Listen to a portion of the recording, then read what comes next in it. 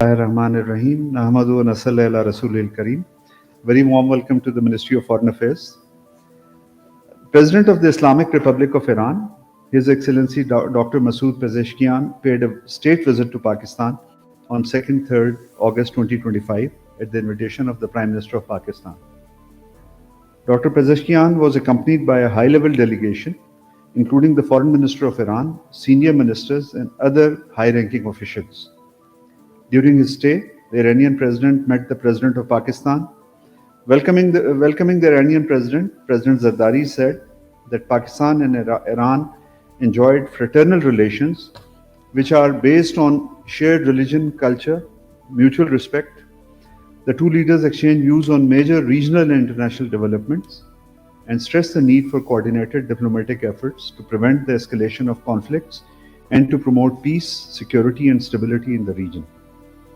President Zardari strongly condemned the unprovoked Israeli aggression against Iran and lauded the bravery and unity of the Iranian nation during the recent 12-day war. He expressed the hope that President Masood Pezeshkian's visit would further solidify the brotherly relations between the two countries.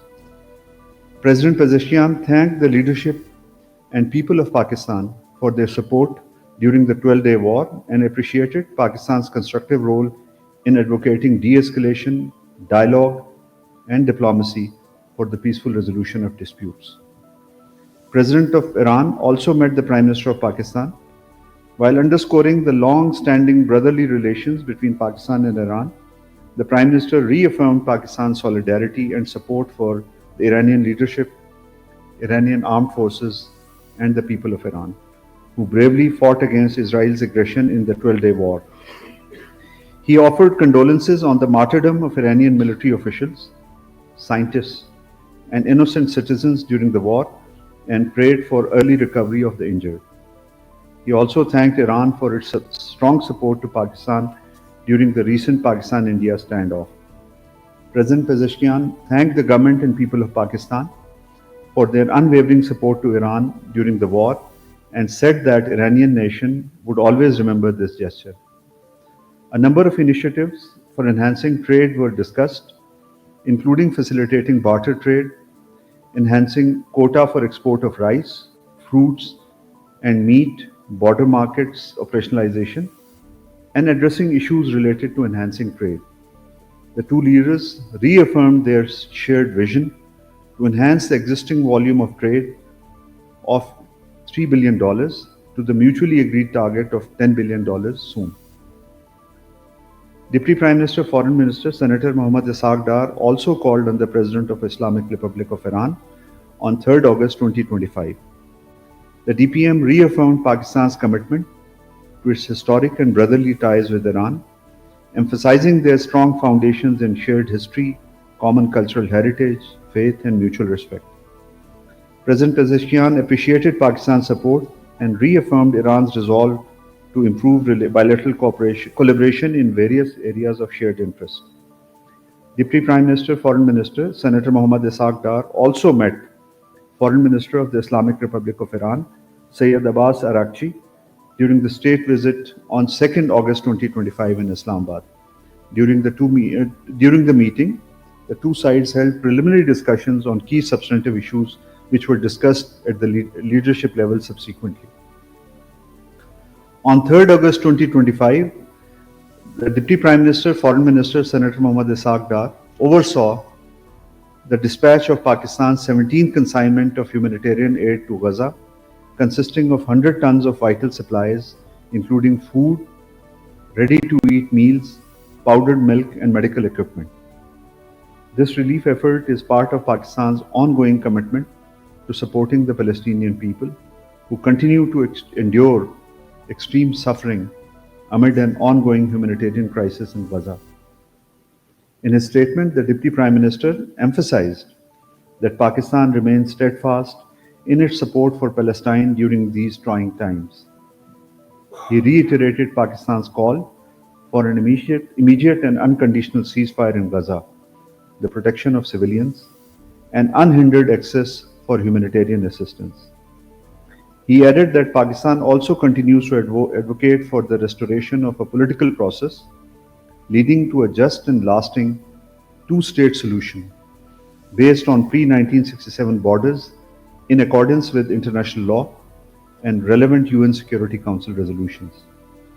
Pakistan has actively participated in various international forums, including the UN Security Council, the Organization of Islamic Cooperation, and the International Court of Justice to ensure accountability of Israel's actions. Today, again, in a demonstration of Pakistan's unwavering commitment to the Palestinian people, Federal Minister for Information and Broadcasting, Mr. Tarar, officiated the send-off of the 18th humanitarian aid consignment to Gaza at a ceremony held at Islamabad International Airport.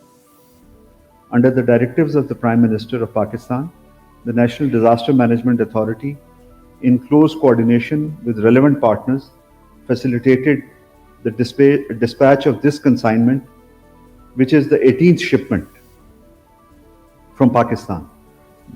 The consignment comprised of essential supplies including dry ration packs, meals ready to eat, and medicines. The ceremony was attended by senior officials of the Ministry of Foreign Affairs, the NDMA, and the Ambassador of Palestine to Pakistan.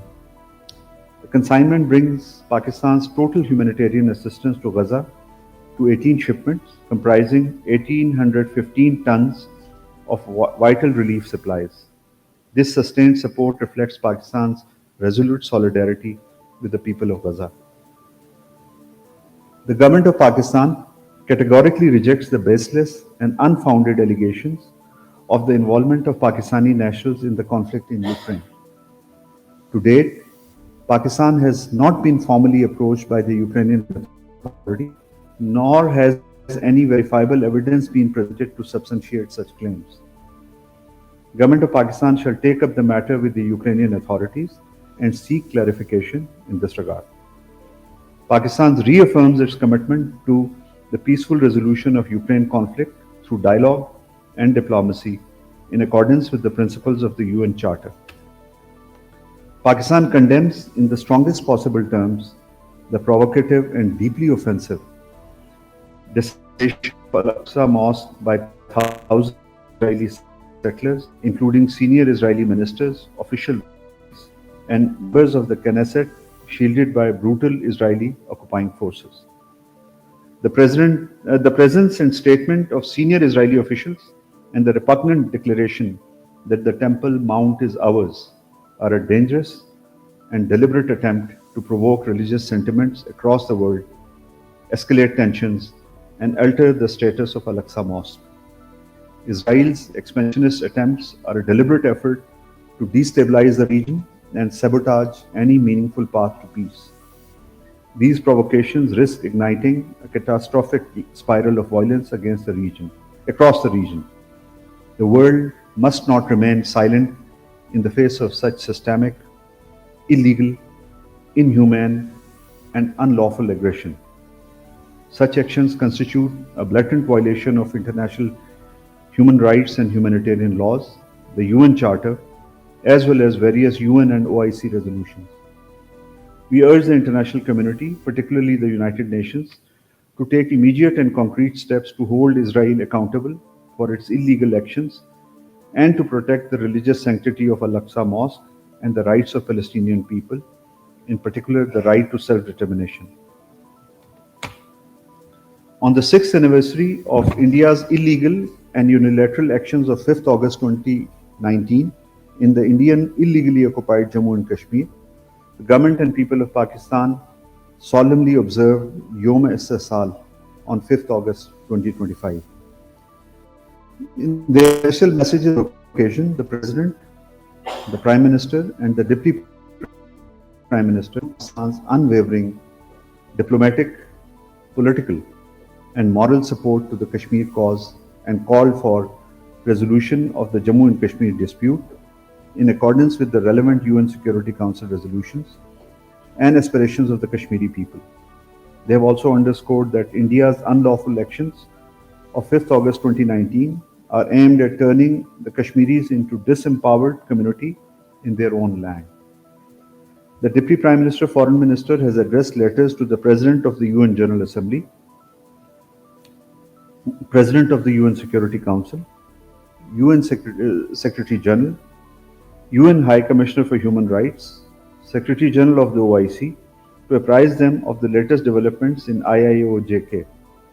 In these letters, he has urged the implementation of relevant UN Security Council resolutions to enable the people of Jammu and Kashmir to determine their own future. He has also stressed the urgent need for improving human rights situation in IIO-JK and releasing the presence.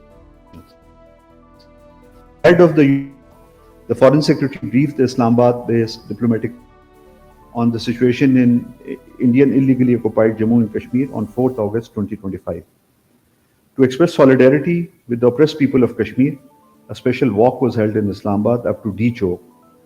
The walk was led by the Deputy Prime Minister, Foreign Minister. The officers and the staff members of the ministry participated in the walk alongside people from other spheres of life. I thank you, and the floor is open.